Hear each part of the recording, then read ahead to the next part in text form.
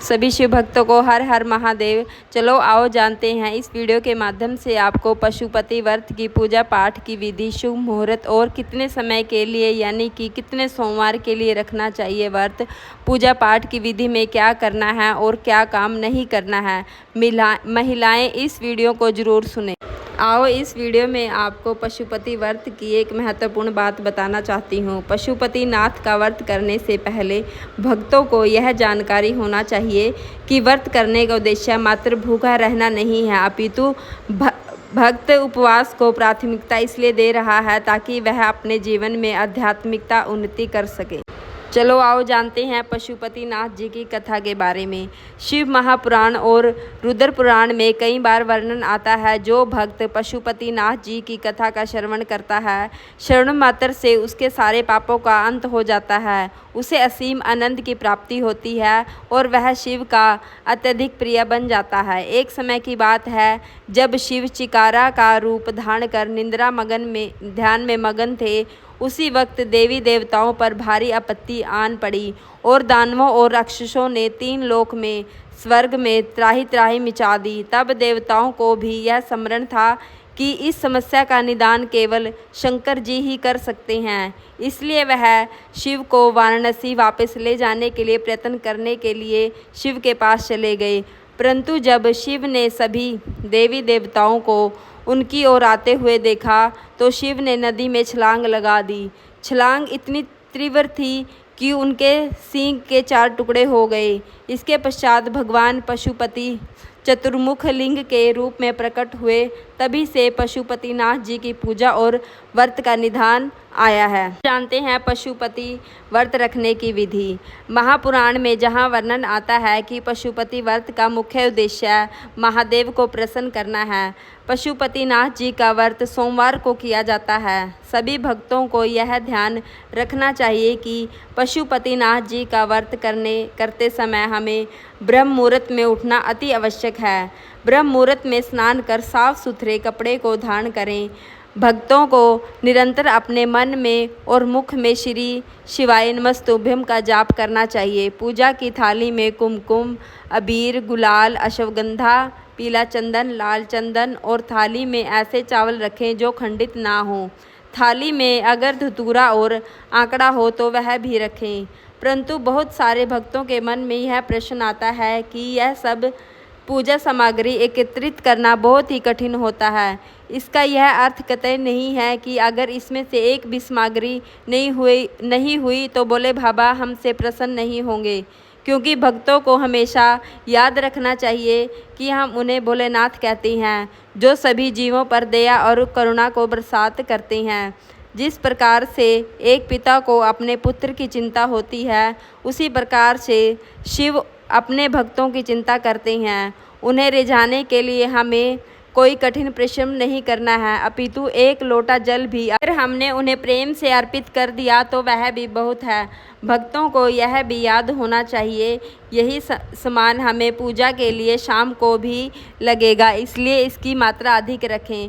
पूजा की सामग्री बेल पत्र और थाली लेकर श्री शिवाय नमस्तुभ्यम का निरंतर जप करते हुए मंदिर में प्रवेश करें।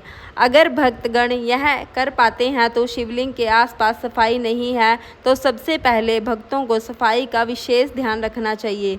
सफाई करने के बाद शिव की सभी पूजा सामग्रियों का इस्तेमाल करते हुए उनका पूजन करें। जल और बेल पत्र अर्पित करें। भक्तों को यह स्मरण होना चाहिए कि शिवलिंग का अभिषेक सबसे ऊपरी भाग पर जल चढ़ाकर करें। जो भी प्रसाद भक्तों ने श्रद्धापूर्वक बनाया है उसे जलाधारी में ना रखें। बहुत बार भक्तों के मन में यह भी सवाल होता है कि बेलपत्र पूजा सामग्री का अभिन्न भाग है और बहुत बार यह भक्तों को उपलब्ध नहीं हो पाता। अगर ऐसी कठिनाइयाँ भक्तों के पूजन में आती है तो उसे यह ज्ञात होना चाहिए कि जो बेलपत्र शिवलिंग पर पहले से चढ़ा हुआ है उसे साफ करके भी शिवलिंग पर अर्पित किया जा सकता है और जब सुबह की आरती समाप्त हो जाए तो शाम की भी सामग्री ऐसी करनी चाहिए। पूजा की थाली में याद रखें 6 दिए रखें, जिनमें से 5 दिए भक्तों को मंदिर में जलाने चाहिए और एक दिया जो बचा हुआ है उसे घर के दरवाजे के बाहर दाईं तरफ प्रज्वलित करें। आइए पशुपति व्रत में किन बातों का विशेष ध्यान रखें।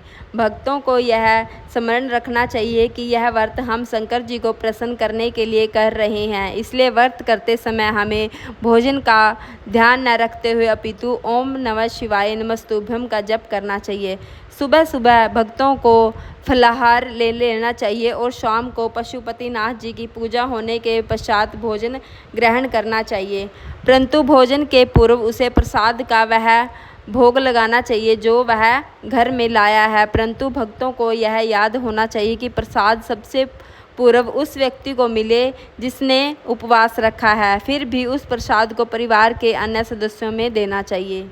किन बातों का ध्यान रखना आवश्यक है। भक्तों को यह ध्यान रखना चाहिए कि शंकर को पंचानंद भी कहा जाता है, इसलिए जब पूजा अर्चना करते समय हम 5 दियों को प्रज्वलित करते हैं तो उसी समय भक्तों को अपनी सारी इच्छाएं शिव के सामने प्रकट कर देनी चाहिए।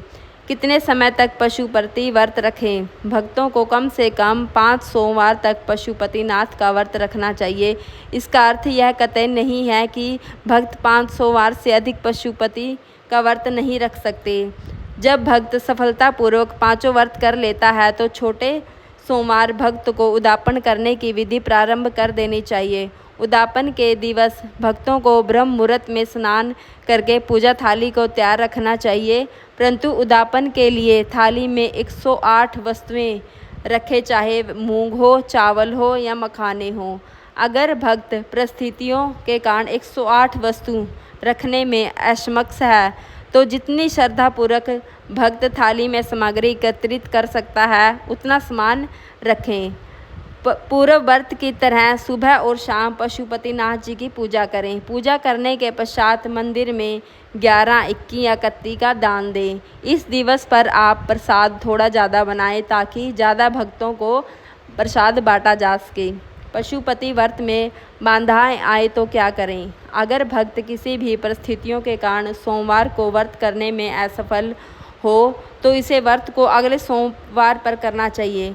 अगर स्त्रियों को महामारी के दौरान भी व्रत में आने में समस्या है तो अगले सोमवार करना चाहिए, परंतु सबसे महत्वपूर्ण बात यह है कि व्रत करते समय हमें अपने मस्तिष्क और मन में किसी भी प्रकार का लोभ, लालच, ईर्ष्या और भाव उत्पन्न नहीं होना चाहिए, क्योंकि हमें ज्ञान होना चाहिए कि पशुपतिनाथ जी का व्रत करने का अर्थ है कि हम अपने आराध्य से प्रेम को बढ़ाना चाहते हैं। इसलिए इस दिवस पर हमें ओम नमो नमस्तुभ्यम का जाप अधिक से अधिक करना चाहिए। पशुपतिनाथ जी का मंत्र है संजीवय संजीवय फट, विद्राय विद्राय फट, स्वर दुरितव नशाए नशाए फट। तो इस प्रकार से किसी भी भक्त पशुपतिनाथ जी का व्रत करे तो शिवलिंग पर जल अर्पण करने के पश्चात पूजा के व्रत या आरती गावें।